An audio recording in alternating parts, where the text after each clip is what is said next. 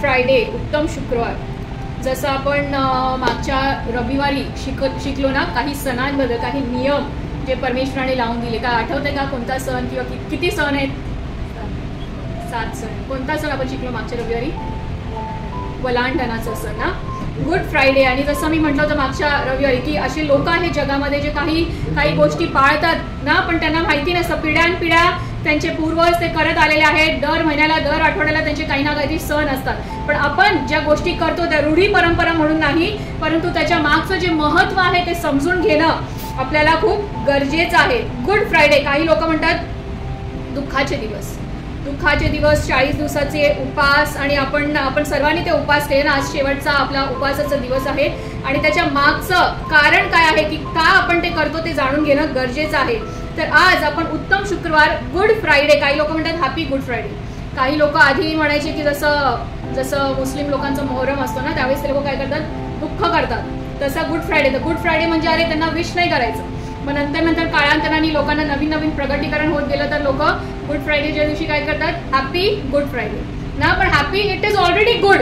जसं आपण लोकांना विश करतो, विश देतो ना, good wishes for the future. एखाद्याच्या भावी आयुष्यासाठी आपण काय करतो? त्यांना गुड विशेस देतो किंवा गुड शुभेच्छा ना. किंवा आपण दर दिवशी देखील गुड विशेस देतो सकाळपासून रात्रीपर्यंत. तसं good morning, good afternoon greet करतो ना आपण एकमेकांना. Good evening, good night. तर हा दिवसाचा प्रहारासाठी आपण त्यांना ते ग्रीटिंग्स देतो गुड. परंतु ह्या संपूर्ण शुक्रवाराला, पूर्ण दिवसाला काय म्हटलेलं आहे?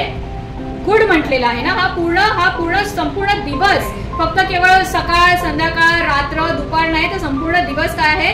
गुड आहे, उत्तम आहे. आणि कधी कधी काय होतं की जसं ग्रीट नाही केलं किंवा शुभेच्छा नाही दिल्या दिवसाच्या सुरुवातीला किंवा रात्रीला, तर आपला दिवस गुड होईल की नाही त्याच्यावरती ते निर्भर असतं ना. जे लोकांचं नवीन लग्न झालं असेल किंवा नवीन प्रेमात पडलं असेल तर त्यांना विचारायचं कारण त्यांच्या दिवसाचा सुरुवात कशाने व्हायला पाहिजे? तर त्यांचे जे प्रियकर किंवा प्रियसी आहे त्यांचा जर मेसेज यायला पाहिजे ना, गुड मॉर्निंग. नाहीतर ते गुडची बॅड मॉर्निंग. बॅड मॉर्निंग काय? दिवसच बॅड. अरे तुम्हाला गुड मॉर्निंगच विश नाही केलं ना, तर त्याच्यावरून पूर्ण तो दिवस बॅड होऊन जातो. रात्री गुड नाईट म्हटलं तर सकाळी मॉर्निंग बॅड. आणि मग कधी कधी आपण रागामध्ये म्हणतो ना, आणि ह्या छोट्या गोष्टी भांडणाला कारण होतात. आणि कधी कधी सगळं देवाने आपल्याला सुख सुविधा दिलेला आहे ना, अन्न पाणी निवारा सगळं दिलेलं आहे, चांगलं आयुष्य दिलेलं आहे. पण कधी कधी आपण चिडतो, कधी आपण देवावर चिडतो, लोकांवरती चिडतो. आणि कोणी त्या रागाच्या भरात जर आपल्याला कोणी विश केलं गुड मॉर्निंग, तर आपण रागात म्हणतो what is so good about this morning? काय एवढ्या ह्या सकाळबद्दल असं चांगलं असं काय आहे ना, तर रागात आपण म्हणतो.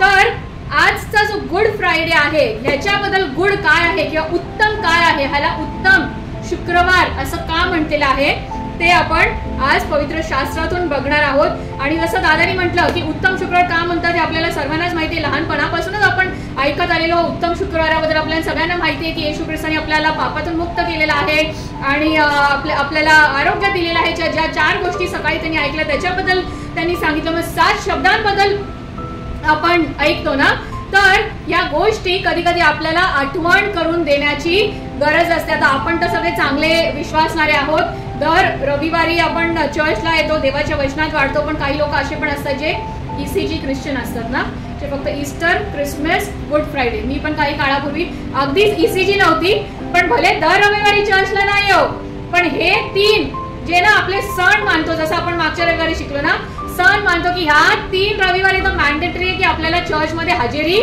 लावलीच पाहिजे. ईस्टर, क्रिसमस आणि गुड फ्रायडे.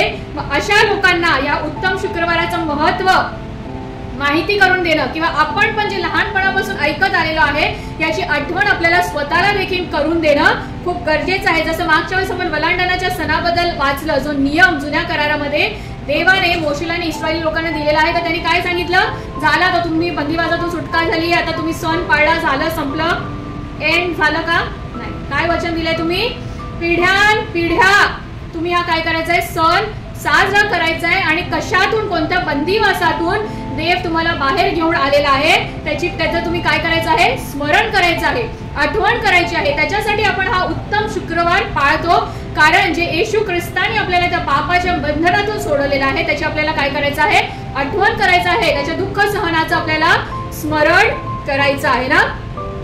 तर पहिली गोष्ट अशी आहे, ह्या उत्तम शुक्रवाराला उत्तम असं म्हटलेलं आहे, कारण त्यांनी आपल्याला पापाच्या बंधनातून मुक्त केलेलं आहे. जसं इस्रायली लोकांना ना त्या कोकराच्या रक्ताच्या द्वारे जे द्वारपट्टीवरती त्यांनी सांगितलेलं ते पास ओव्हरचा वलांडणाचा कोकरा कापून काय सांगितलेलं ते दरवाजाच्या कपाळपट्टीवर रक्ताचं चिन्ह लावायला.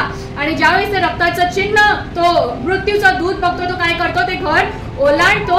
आणि मग काय होतं त्याच्यानंतर ज्यावेळेस ते प्रथम जन्मलेला जो शेवटची पिढा ना प्रथम जन्मलेला मिस्री लोकांच्या घरातून जेव्हा मृत्यू पावतो त्यावेळेस फारो राजा काय करतो, त्यांना बंदिवासातून मुक्त करतो. त्या कोकराच्या रक्ताच्या द्वारे काय होतं, ते लोक बंदिवासातून मुक्त होतात, बचावले जातात. त्याचप्रमाणे जसं आपण बघितलं की नवीन करारामध्ये आणि तो कोकरा कसा असला पाहिजे होता, निर्दोष असला पाहिजे होता ना.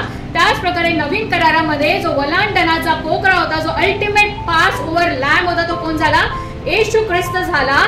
तो आपल्या पापांसाठी वधला गेला, त्याचं पवित्र रक्त त्या ठिकाणी सांडलं गेलं आणि आपण काय झालो, त्या पापाच्या बंधनातून मुक्त झालो ना. जसे इस्रायली लोक मिस्रच्या बंधनातून मुक्त झाले त्या वलांडणाच्या सणाच्या कोकराच्या रक्ताच्या द्वारे, तसं आपण येशू ख्रिस्ताच्या निर्दोष रक्ताच्या द्वारे काय झालोय, आपण बंधन मुक्त झाले. कोणत्या बंधनातून, मिस्रच्या बंधनात होतो किंवा कुठल्या दुसऱ्या बंधनात होतो का, आपण पापाच्या बंधनात होतो. त्या पापाच्या बंधनातून आपण काय झालेलो आहोत, मुक्त झालेलो आहोत. आपण वचन वाचू यावेळेस योहान 8:34. तुमचं बायबल रेडी ठेवा. एक जण योहान 8:34 काढे, एक जण रोमकरास पत्र 6:17-18. येशूने त्याला उत्तर दिले, मी तुम्हाला खचित खचित सांगतो, जो कोणी पाप करतो तो पापाचा दास आहे. जो कोणी पाप करतो तो काय आहे, पापाचा दास. पापाचा दास आहे. इस्रायल लोक कोणाचे दास होते, मिस्री लोकांचे दास होते. आपण कशाच्या दासात होतो, पापाच्या दास्यात होतो ना. जो कोणी पाप करतो तो पापाच्या दास्यात आहे. रोमकरास पत्र 6:17-18. तुम्ही पापाचे गुलाम होता, तरी ज्या प्रकारच्या शिकवणीच्या पदरीत तुम्हाला बांधले तिचे पालन तुम्ही मनापासून केले आणि पापापासून मुक्त होऊन तुम्ही किती महत्वाचे गुलाम झाला, म्हणून देवाची स्तुती असो. आपण कशाचे दास होतो, पापाचे दास होतो ना, गुलाम होतो. जसे इस्रायली लोक आता मिस्री लोकांचे गुलाम होते, तसे आपण पापाचे गुलाम होतो. परंतु येशू ख्रिस्ताच्या बलिदानाच्या द्वारे, त्याच्या रक्ताच्या द्वारे आपण काय झालेलो आहोत, पापापासून मुक्त झालेलो आहोत. आणि आपण आता कशाचे गुलाम आहोत, नीतिमत्वाचे गुलाम आहोत. त्यामुळे आपण काय केली पाहिजे, देवाची स्तुती केली पाहिजे. आणि त्यांनी केवळ आपल्याला पापाच्या बंधनातून मुक्त नाही केलं, तर त्यांनी काय केलं, सार्वकालिकतेसाठी, इटर्निटीसाठी, फॉर एव्हर आपल्या पापांची क्षमा देखील केली ना. आपण बघतो जुन्या करारामध्ये येते वचन, आपण जसं मागच्या संदेशांमध्ये पण बघितलं पॉवर ऑफ ब्लड मध्ये, की विदाउट शेडिंग ऑफ ब्लड, रक्तपाताशिवाय पापांची क्षमा नाही. त्यामुळे जुन्या करारात याजक काय करायचे, ते कोकरू कापायचे आणि ते रक्त काय करायचे, अति पवित्र स्थानामध्ये लोकांच्या पापाच्या क्षमेसाठी घेऊन जायचे. मग तो पाप क्षमेचा कोकरा कोण झाला, तर येशू ख्रिस्त झाला. आणि त्याच्या पवित्र रक्ताच्या द्वारे आपल्याला केवळ पापाच्या बंधनातून मुक्तताच नाही मिळाली, तर पापांची क्षमा देखील झाली. तर या सर्व गोष्टी, ज्या ज्या सर्व नियम जुन्या करारामध्ये देवाने लिहून दिल्या होत्या, त्याचं प्रतीक काय झालं, येशू ख्रिस्त नवीन करारामध्ये झाला. तो वलांडणाच्या सणाचा कोकरा येशू ख्रिस्त झाला ना. जे याजक कोकराचं रक्त अति पवित्र स्थानामध्ये घेऊन जात होते पाप क्षमेसाठी, तर पाप क्षमेच्या कोकरू कोण झाला, तर येशू ख्रिस्त झाला. यावेळेस अजून एक वचन आपण वाचू, इफिसकरास पत्र 1:7 आणि मत्ते 26:28. त्याच्या कृपेच्या समृद्धीप्रमाणे त्या प्रियकराच्या ठाई त्याच्या रक्ताच्या द्वारे खंडणी भरून मिळवलेली मुक्ती, म्हणजे आपल्या अपराधांची क्षमा आपल्याला मिळाली नाही. मुक्ती आणि काय मिळालेली आहे, क्षमा, फ्रीडम अँड फॉरगिव्हनेस. त्या पापाच्या दास्यातून आपल्याला फक्त मुक्ती नाही मिळाली, तर काय मिळालं आहे, अपराधांची क्षमा देखील मिळाली आहे. मत्ते 26:28. हे माझे नव्या कराराचे रक्त आहे, हे पापाची क्षमा होण्यासाठी पुष्कळांकरता ओतले जात आहे. कशासाठी ओतले जात आहे, पापांची क्षमा होण्यासाठी. फक्त ख्रिस्ती लोकांसाठी का, तर पुष्कळांसाठी ना. संपूर्ण जगाचा पाप हरण करणारा तो कोकरा झाला ना. आणि त्याच्या रक्ताच्या द्वारे, येशू ख्रिस्ताच्या रक्ताच्या द्वारे आपल्याला फक्त केवळ मुक्तता मिळाली नाही, तर दास्यातून पापाच्या, तर आपल्याला काय मिळालेलं आहे, पापांची क्षमा देखील मिळालेली आहे ना. केवळ देवाने आपल्याला पापाच्या दास्यातून मुक्त केलं नाही, पापांची क्षमा फक्त त्यांनी केली नाही, तर त्यांनी आपल्याला इतरांची क्षमा करायला देखील शिकवलं. आणि फक्त शिकवलंच नाही तर आपल्याला त्यांनी काय केलेलं आहे, आज्ञा दिलेली आहे. तिथे आपल्याला त्यांनी ऑप्शन, ऑल्टरनेटिव्ह नाही दिलेला आहे. आपल्याला काय करायचं आहे, जसं त्यांनी आपल्या पापांची क्षमा केली आपल्याला काय करायचं आहे, इतरांची क्षमा करायची आहे. कलसीकरास पत्र 3:13 आणि मत्तय 6:14. एकाचे सहन करा आणि कोणाविरुद्ध कोणाचे घराणे असल्यास आपसात क्षमा करा. प्रभूने तुम्हाला क्षमा केली तशी तुम्हीही करा. काय करायचं आपल्याला, आपापसात गाराणे असेल तर काय करायचंय, क्षमा करायची आहे ना. कशी करायची आहे, जशी प्रभूने क्षमा केली तशी आपल्याला इतरांची क्षमा करायची आहे. मत्तय 6:14. कारण जर तुम्ही लोकांना त्यांच्या अपराधांची क्षमा केली तर तुमचा स्वर्गीय पिता तुम्हालाही क्षमा करेल. आपण जर इतरांची क्षमा केली तर काय होईल, परमेश्वर आपला स्वर्गीय पिता आपली देखील क्षमा करेल. आणि हे वचन फक्त आपल्याला सांगितलंय का, नाही ना, फक्त त्यांनी हा नियम आपल्याला घालून दिलेला नाहीये. तर जसं मी प्रत्येक वेळेस म्हणते की येशू ख्रिस्ताने जे त्यांनी आपल्याला करायला सांगितलं ते स्वतः त्यांनी करून त्या गोष्टीचा कित्ता घालून दिलेला आहे ना, उदाहरण, एक्झाम्पल सेट केलेला आहे. आणि इतक्या कठीण परिस्थितीतून ते गेला. दुःख सहनाचा हा दिवस आपण हे करतो ना, आठवण करतो की इतकं त्याच्या डोक्यावरती तो काट्यांचा मुकुट रुतवला गेला, त्याच्या हातापायामध्ये खिळे ठोकले गेले, त्याचा खुशीमध्ये भाला भोसकला गेला, त्याची थट्टा उडवली गेली. 53 आपण वाचलं की किती वाईट त्याची परिस्थिती होती ना. परंतु काय केलं, त्या लोकांना त्यांनी शिव्या श्राप दिला का, वाईट बोलला का. यशा 53 मध्ये काय लिहिलेलं आहे, त्यांनी आपलं तोंड देखील उघडलं नाही. आणि ज्यावेळेस त्यांनी तोंड उघडलं त्यावेळेस तो काय बोलला, लूक 23:34. येशू म्हणाला, हे बाप्पा त्यांना क्षमा कर, कारण ते काय करतात हे त्यांना समजत नाही. नंतर त्यांची वस्त्रे आपसात वाटून घेण्यासाठी त्यांनी चिठ्ठ्या टाकल्या. तो काय म्हटला, त्यांनी शिव्या श्राप दिले का, त्यांना वाईट बोलला का, तर काय म्हटला त्यांनी की हे बाप्पा यांना क्षमा कर, कारण हे काय करतात हे त्यांना समजत नाही. त्या क्रूसावरून उद्गारलेला हा त्याचा पहिला शब्द आहे, जो आहे क्षमेचा शब्द ना. क्षमा करायला त्यांनी फक्त आपल्या पापांची क्षमा केली नाही तर त्यांनी इतरांची पण क्षमा केली. आणि आपल्याला देखील त्यांनी तेच सांगितलं आहे की आपण काय केली पाहिजे, एकमेकांची क्षमा केली पाहिजे. महेश ब्रदर, सिस्टर, ते असे का वागतात, ब्रदर, त्यांना कळत नाही ते काय करतात हे त्यांना कळत नाही. तर आपण काय केलं पाहिजे, त्यांच्यासाठी प्रार्थना केली पाहिजे आणि त्यांची क्षमा केली पाहिजे. आपल्याला खूप प्रश्न असतो ना की आपण इतके चांगले वागतो इतरांची, तरी ते आपल्याशी इतके वाईट का वागतात. येशू ख्रिस्त काय म्हणतो, हे बाप्पा त्यांना क्षमा कर, कारण ते काय करतात हे त्यांना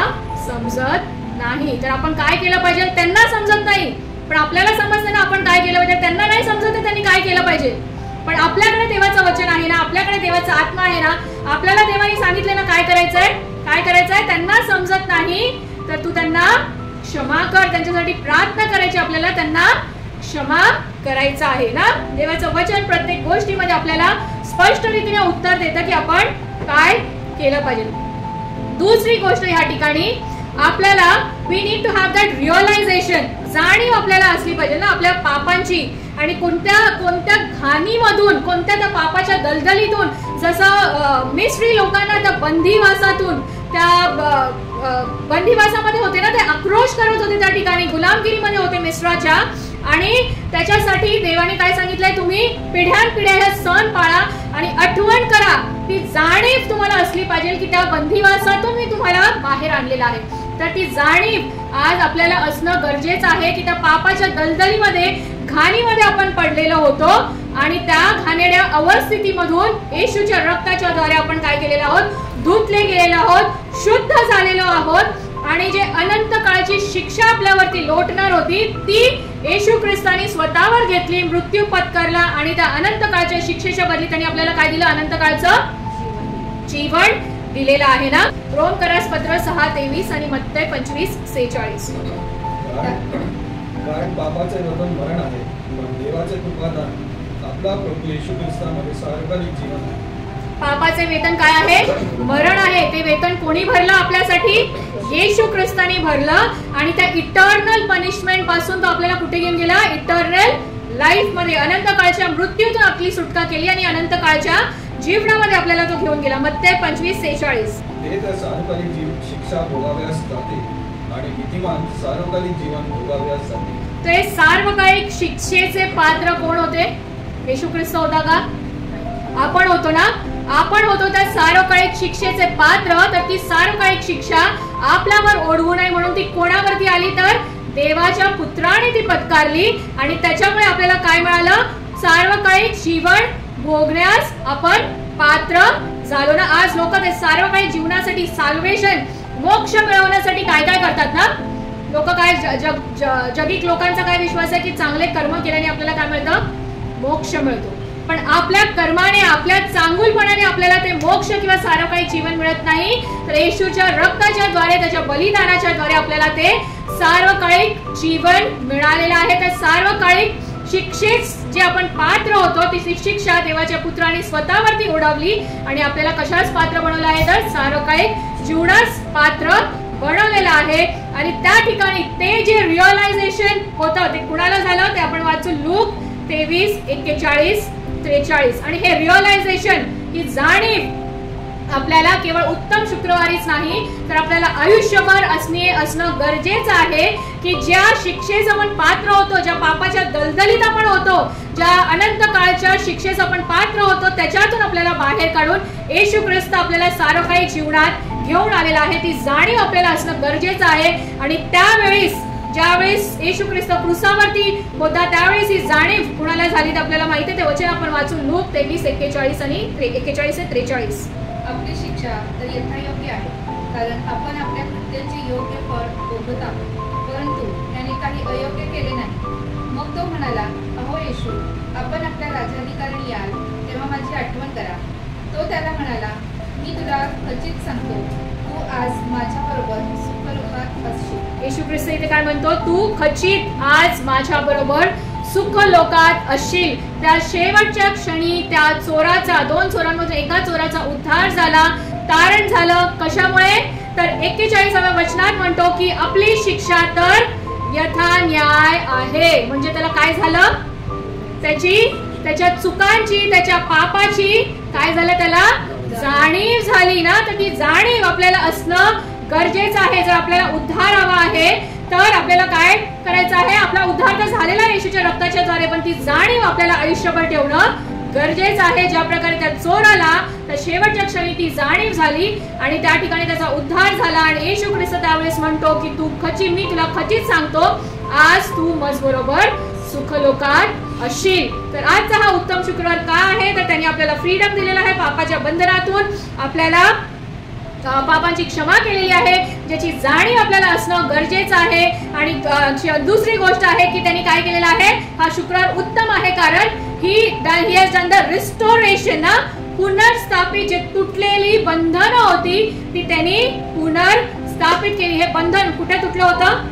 कुठे तुटलं होतं? मनुष्यामध्ये आणि देवामध्ये जे बंधन होतं आदामाच्या वेळीस त्या एदेनच्या बागेमध्येच तुटलं ना. किती सुंदर सहभागिता होती मानवाची आणि देवाची.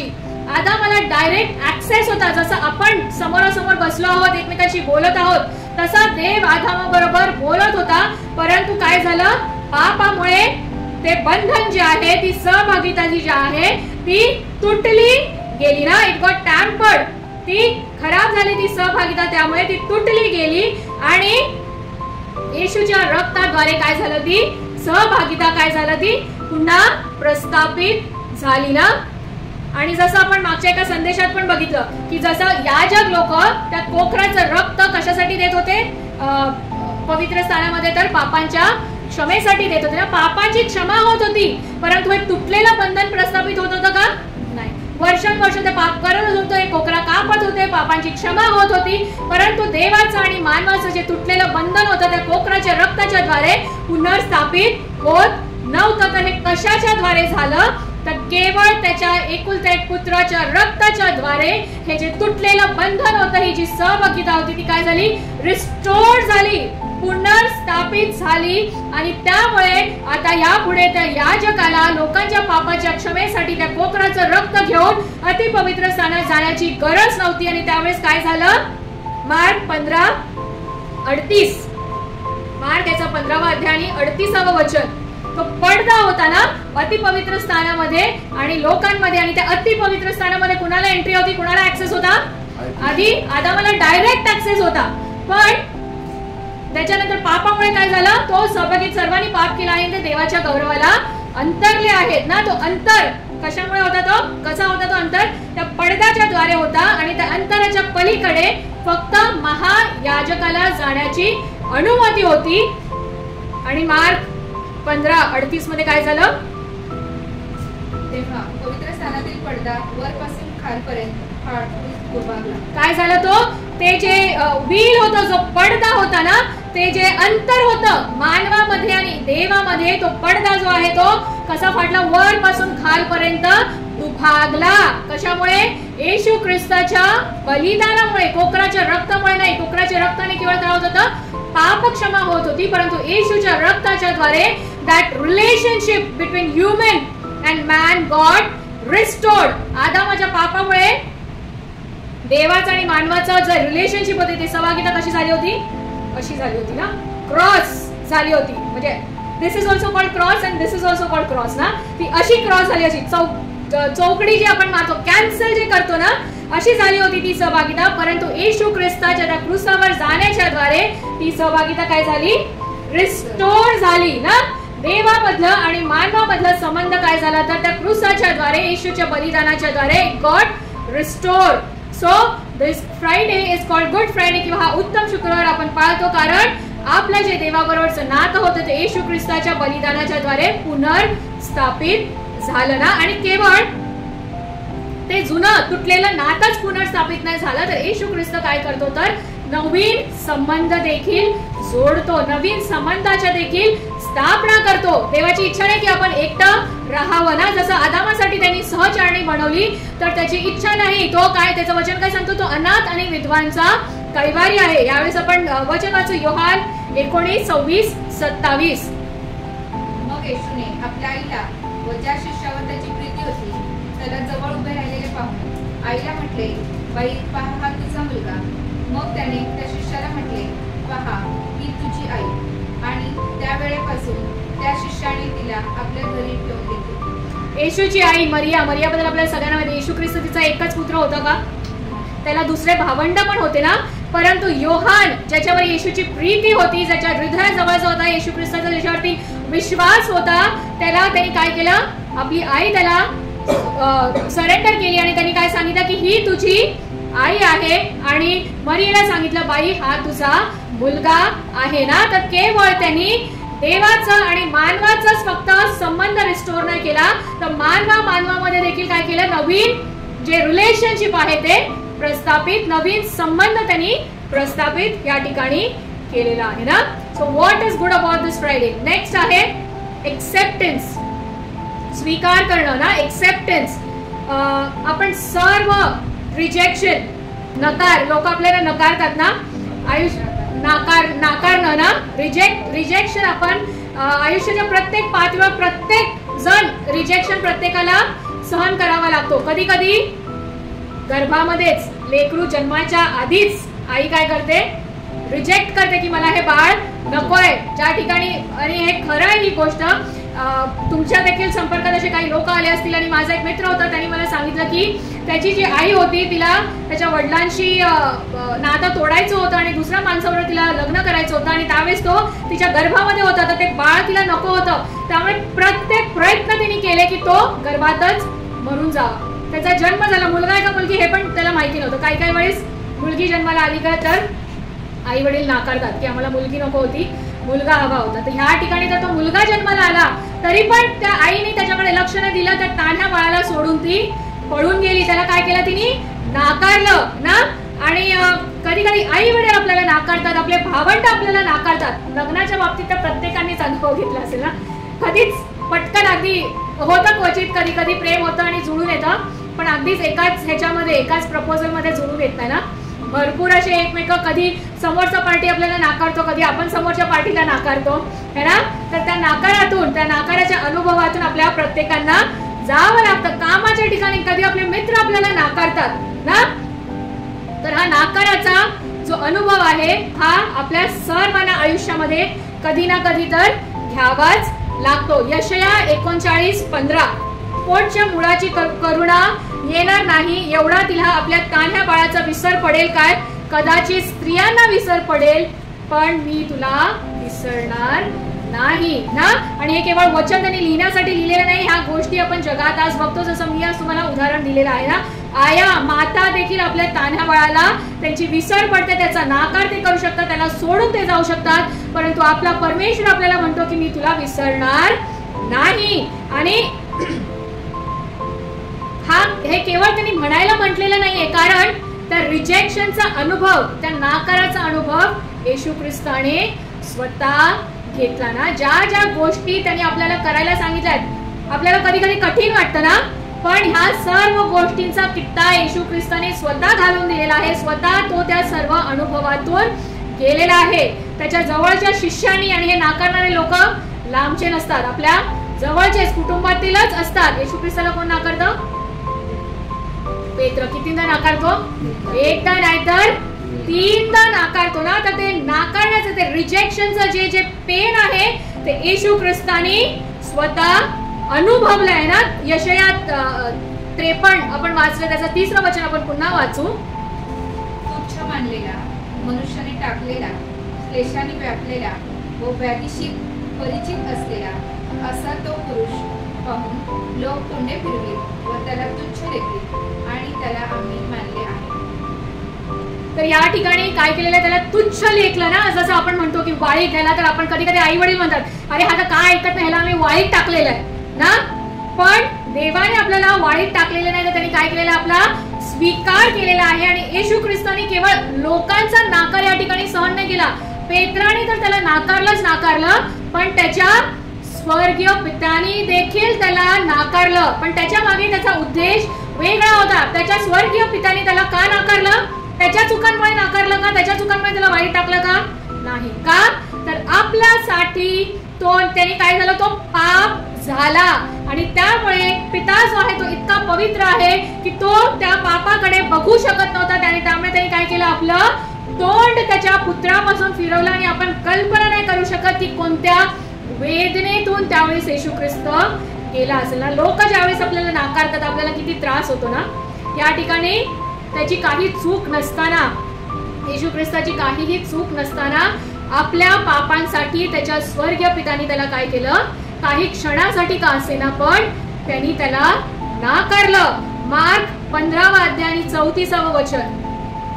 आणि किती कळवळीने, किती त्या ऍग्नी विथ फुल ऑफ पेन, किती त्रासाने यावेळेस ते शब्द तो म्हणत असेल त्यावेळेस क्रूसावरती. तो क्रूसाचा त्रास तर होताच होता त्याला. तो मुकुट होता काटांचा, हातामध्ये खिळे होते, तो शारीरिक त्रास तर होताच होता, पण तो मानसिक त्रास त्यावेळेस त्याला किती झाला असेल.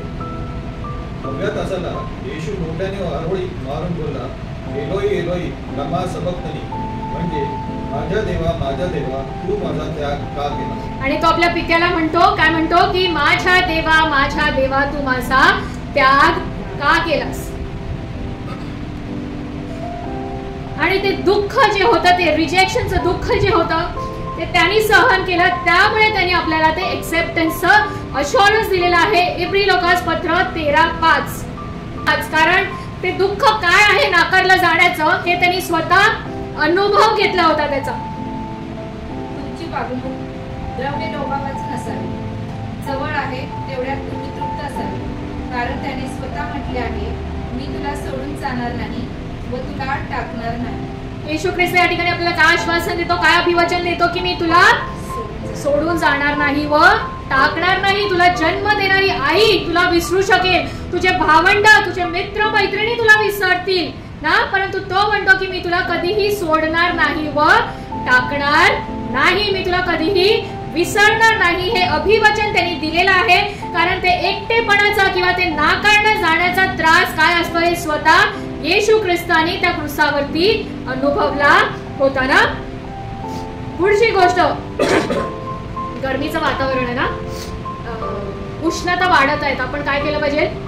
जास्तीत जास्त पाणी प्यायला पाहिजे ना. का? So that we can stay hydrated. डिहायड्रेशनचा आपल्याला त्रास होऊ नये म्हणून आपण काय केलं पाहिजे? जास्तीत जास्त पाणी प्यायला पाहिजे ना. पाण्याचं महत्व सोलापूरकरांना विचारलं पाहिजे ना. किती दिवस पाणी येत नाही सोलापूर? 4 ते 5 दिवस, म्हणजे जवळजवळ आठवडाच झाला. आठवडाभर पाणी येत नाही ना. काय करायला लागतं? पाणी साठवून ठेवावं लागतं ना. आणि जुन्या करारामध्ये पाण्याचं महत्व, ती जी विहिरीवरती पाणी भरायला येते त्या स्त्रीला पाण्याचं महत्व माहिती असतं ना. ज्यावेळेस येशू ख्रिस्त तिला म्हणतो योहान 4:14, त्यावेळेस सुद्धा काय करायला लागायचं? घरी पाण्याची सोय नव्हती. आता देखील सगळीकडे 24 तास पाणी नाही येत ना. मला विचारा, घरात आहे नळ पण सकाळी 2 तासाची झोप होते तर पाणी भरायला उठायला लागतं ना. पाण्याचं महत्व. परंतु मी देईन ते पाणी जो कोणी पेईल त्याला कधीही तहान लागणार नाही. जे पाणी मी त्याला देईन ते त्याच्यामध्ये सार्वकालिक जीवनासाठी उकळत्या पाण्याचा झरा होईल. सार्वकालिक जीवनाच्या पाण्याचा झरा होईल. हे पाणी जो कोणी पिईल त्याला कधीही तहान लागणार नाही.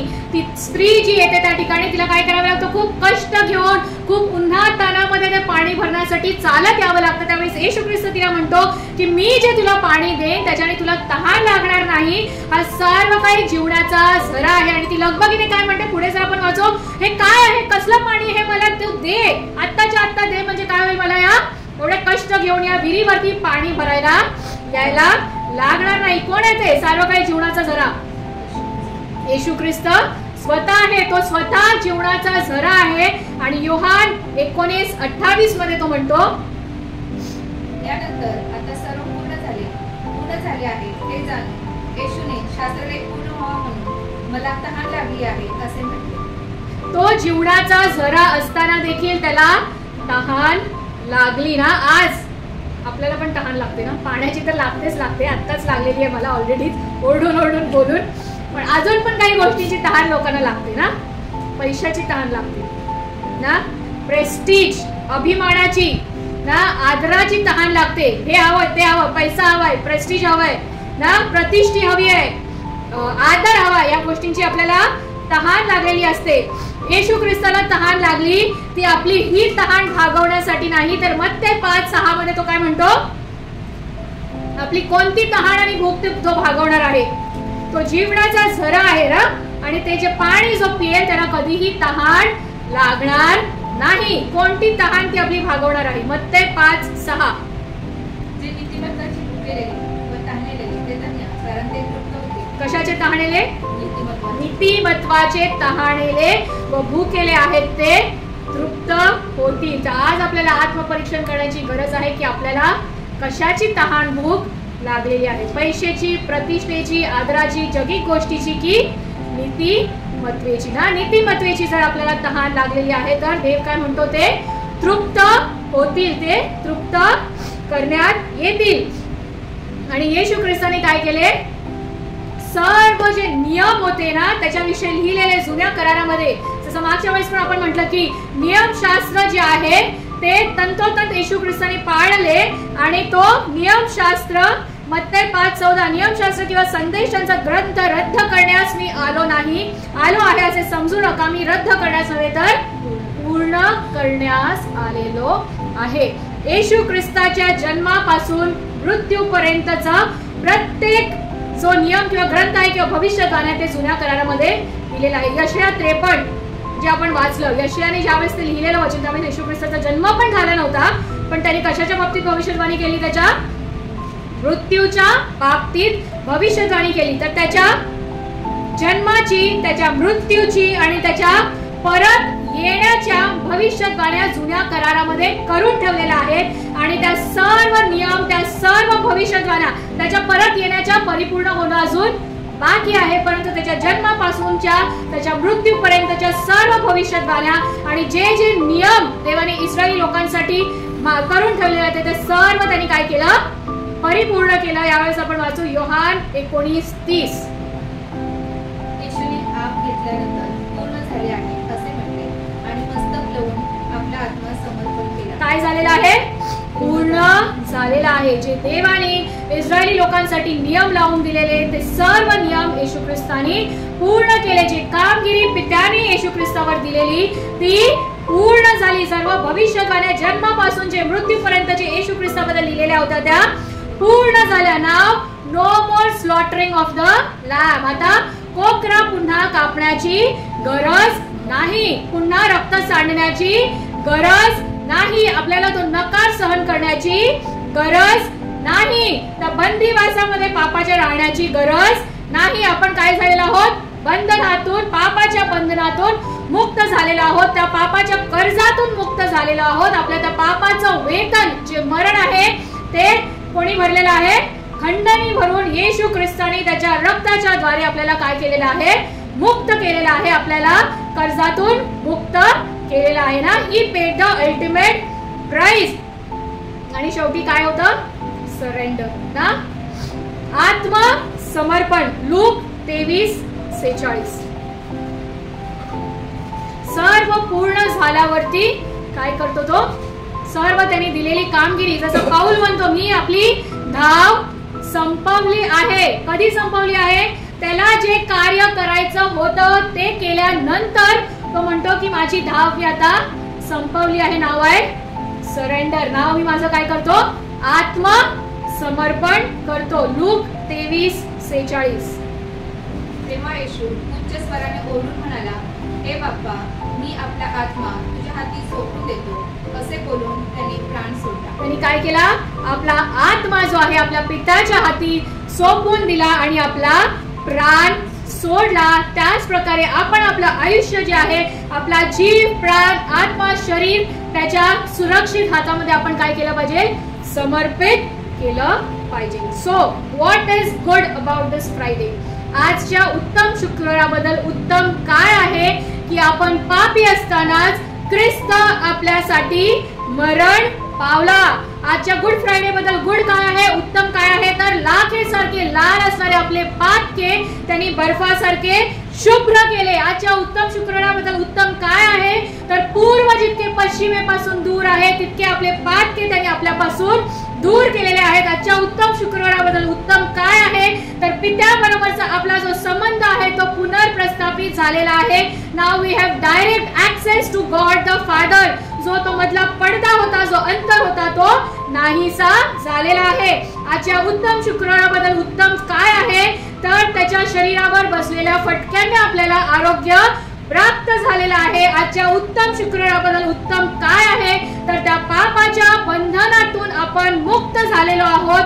आजच्या उत्तम शुक्रवाराबद्दल उत्तम काय आहे?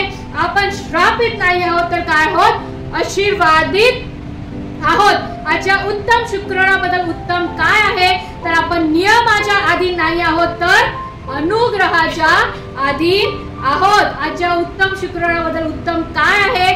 तर आपण पापी नाही आहोत, तर येशू ख्रिस्ताच्या बलिदानाच्या द्वारे, त्याच्या रक्ताच्या द्वारे त्यांनी आपल्याला नीतिमान ठरवलेलं आहे. आपल्या चांगल्या कर्माने नाही, तर येशू ख्रिस्तामुळे आपण नीतिमान ठरविलेलं गेलो आहे. आणि उत्तम शुक्रवाराबद्दल उत्तम काय आहे? तर त्या अनंत काळच्या शिक्षेस जे आपण पात्र होतो त्याच्यातून आपल्याला वाचवून त्यांनी आपल्याला काय केलेलं आहे? अनंत काळचं जीवन दिलेलं आहे. तर आजचं मरणाचं वचन आज आपण पुन्हा वाचू. योहान 10:11. आजच्या उत्तम शुक्रवाराबद्दल उत्तम काय आहे? तर येशू ख्रिस्त ह्या ठिकाणी म्हणतो मीच च या शब्दावरती भर टाकलेला आहे. मी म्हणत नाही तो ना, मी च म्हणजे फक्त मीच काय आहे? उत्तम मेंढपाळ आहे. आजच्या उत्तम शुक्रवार आपण का मानतो? कारण तो आपला काय आहे? उत्तम मेंढपाळ आहे. तो केवळ कोकराच झाला नाही, तर तो आपल्यासाठी काय आहे? उत्तम मेंढपाळ आहे. आणि उत्तम मेंढपाळ काय करतो? मेंढरांकरिता आपला प्राण देतो. आणि त्या उत्तम मेंढपाळासारखा त्यांनी आपण काय आहोत? त्याची मेंढर आहोत. आणि त्यांनी आपल्यासाठी काय केलं? आपला प्राण दिला आहे. आपण एक वचन जे आपण लहानपणापासून तोंडपाठ आहे, योहान 3:16 सर्व म्हणून एकत्रित यावेळेस आपण बोलणार आहोत. देवाने जगावर एवढी प्रीती केली की त्याने आपला एकुलता एक पुत्र दिला, अशासाठी जो कोणी त्याच्यावर विश्वास ठेवितो त्याचा नाश होऊ नये, तर त्याला सार्वकालिक जीवन प्राप्त व्हावे. हालेलुया. Thank you Jesus. धन्यवाद धन्यवाद तुझ्या पवित्र नावाला देते प्रभू, तुझ्या उत्तम शुक्रवारासाठी प्रभू, तुझ्या उत्तम सहभागितेसाठी प्रभू, तुझ्या उत्तम अशा बलिदानासाठी प्रभू, तुझा उत्तम मेंढपाळ आमच्यासाठी झालास प्रभू, तो बलिदानाचा कोकरा आमच्यासाठी झालास प्रिय परमेश्वर देवा. आणि प्रभू त्या पापाच्या बंदिवासातून आम्हाला मुक्त केलंस प्रिय परमेश्वर देवा. जे शिक्षेस आम्ही पात्र होतो प्रभू, ती शिक्षा प्रभू तू स्वतःवरती ओढवलीस प्रिय परमेश्वर देवा. आम्हाला प्रभू तुझ्या शरीरावर बसलेल्या फटक्याने आम्हाला आरोग्य दिलेलं आहे प्रिय परमेश्वर देवा.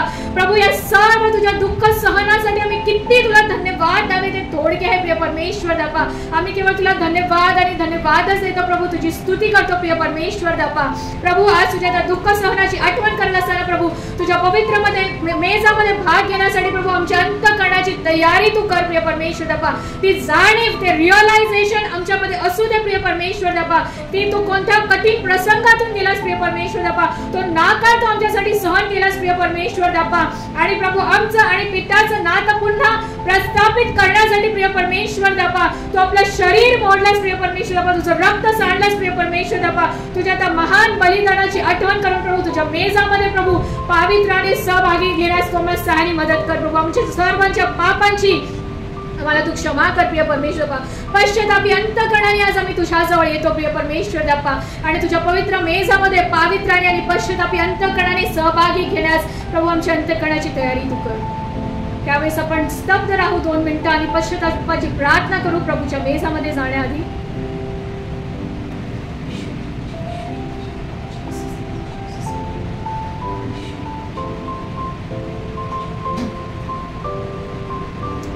धन्यवाद देवा. आमच्या बोलणीद्वारे, कृत्यांद्वारे, विचारांद्वारे प्रभू कळत नकळत जे काही आमच्याकडून पातक घडलेलं आहे प्रभू त्याबद्दल तू आम्हाला क्षमा कर प्रिय परमेश्वर देवा.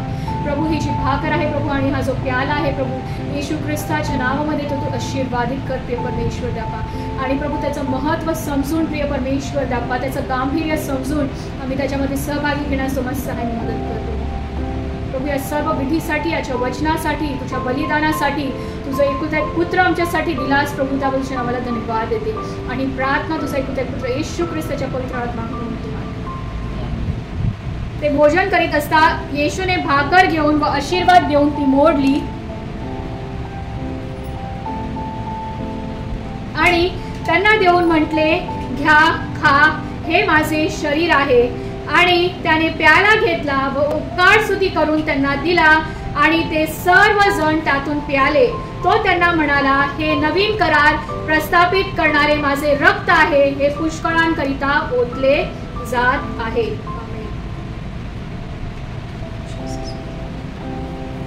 पतिताये चल सुचिवायाला प्रभु येशू पदास धरी अगसिंधु मधुनी तरायाला प्रभु येशू कृपाच तरी प्रभुच्या